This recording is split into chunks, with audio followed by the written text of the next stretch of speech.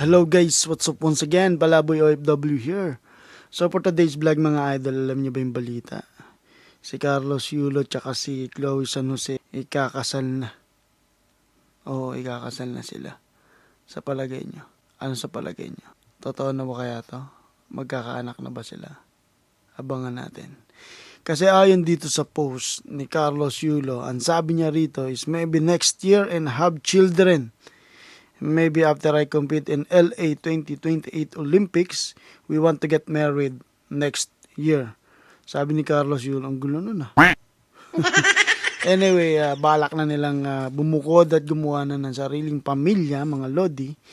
After sa compete niya sa LA Olympics, sana manalo siya. Kasi hindi na nakasuporta ang karamihan sa mga mamamayang Pilipino. Ewan ko lang kung manalo si Carlos Yulo no, sa LA 2028 Olympics. Sana manalo pa rin kahit na maraming tumutuligsa sa kanilang dalawa ng kanyang kasintahan. Di ba? So, abangan natin ang mga mangyayari at magiging ganap sa buhay ni Carlos Yulo, mga lodi. First time ko makarinig na magpapakasal tapos yung walang pahintulot ng magulang. Talaga nagmamadali sila, no? And kung tunay na nagmamahal to si Chloe San Jose, dapat magpa-prenuptial agreement sila, di ba? Para patas yung laban. Para ipakita ni Chloe San Jose na hindi lang pera yung habol niya kay Carlos Yulo. Di ba? Di ba? Kung magkakaroon sila ng prenup agreement, so ibig sabihin, tabla lang or talagang true love yung namamagitan sa kanila. Walang katumbas na halaga, 'di ba? So, ayun lang yun sa aking opinion kasi katulad nung nangyari kay Chris Aquino tsaka kay James Yap, 'di ba, Lods? Meron hindi nagkaroon ng prenup agreement si Chris Aquino kay James Yap. And nagkahiwalay silang dalawa ni James Yap tsaka ni Chris Aquino. Pero ang nakuha lang ni James Yap is around 40 million plus, which is ang pera ni Chris Aquino that time, net worth niya doon is around 1 billion pesos. Pero ang binigay lang ni Chris Aquino is 40 plus million. Pero okay lang kay James Yap kasi si James Yap wala namang intensyon mamera. Talagang yun lang kung ano yung binigay ni Chris Aquino. At sinabi pa ni Chris Aquino na hindi suga pa si James Yap. So, sana maging ganun din si Carlos Yulo, no? Na magkaroon sila ng prenup agreement. So, dito masusukat kung yung magiging motibo ng bawat isa sa kanila. And gaya ng kay Bea Alonzo tsaka nung sa jowa niya si Dominic. Gusto ni Bea na magkaroon sila ng prenup agreement pero hindi pumayag si Dominic na mangyari yon or basta mayroong miscommunication so naghiwalay sila. Yon yung gustong isiguraduhin ng pamilya ni Bea Alonzo at ni Bea Alonzo mismo. So, tignan natin kung magkakaroon ng prenup agreement to si Carlos Yulo with Chloe San Jose, di ba? Malay natin. Hindi natin masabi yung panahon, di ba? So, kayo mga lodi, ano sa palagay nyo? Kung matutuloy itong kasal na to, dapat magkaroon sila ng prenuptial agreement para patas ang laban, di ba? Then, basahin din natin yung mga komento ng mga netizen ukol dito sa kanilang nalalapit na kasal. So, let's go. Ha ha ha.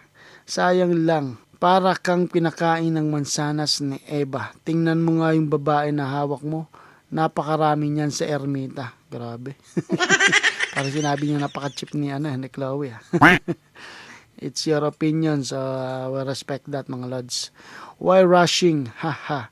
Get to know her first, baka magsisi ka sa huli. Yun yung sinasabi ng mga karamihan or even ng magulang ni Carlos Yulo or karamihan sa mga nanay, mga parents, ang concern. Diba? Masyado silang mapusok, masyado silang nagmamadali. Hindi nila bigyan yung time sa isa't isa, di ba? So, ito pa. Sige nga, Chloe, patunayan mo na wala kang habol sa milyon ni Kaloy. Mag-sign ka ng prenuptial agreement. Yun yung sinasabi ko, mga lodi. Kung walang habol dito si Chloe San Jose sa yaman ni Kaloy, makipagkasundo siya kay Carlos Yulo na mag-sign siya ng prenuptial agreement. So, 'di ba? At least walang masabi yung mga tao or even yung pamilya ni Carlos Yulo, 'di ba? Na talagang may pera si Chloe San Jose. Hindi lang yung habol niya, 'di ba? Kasi ito si Carlos Yulo nalunod na sa ano eh, sa pag-ibig eh. Parang na virginan to si Carlos Yulo.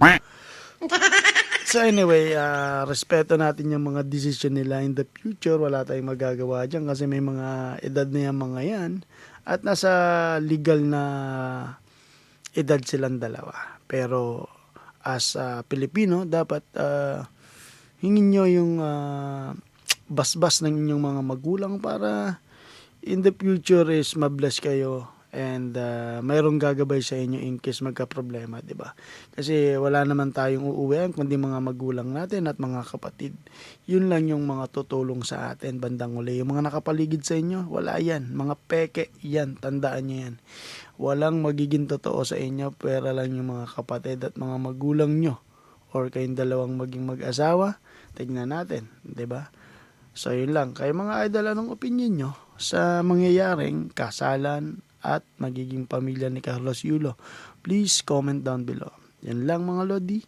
Palaboy OFW here with PBK 2.0 Rapi Sam Steele and Brian Pontanara. Mabuhay. Huwag niyong kalimutan mag-subscribe. Peace out.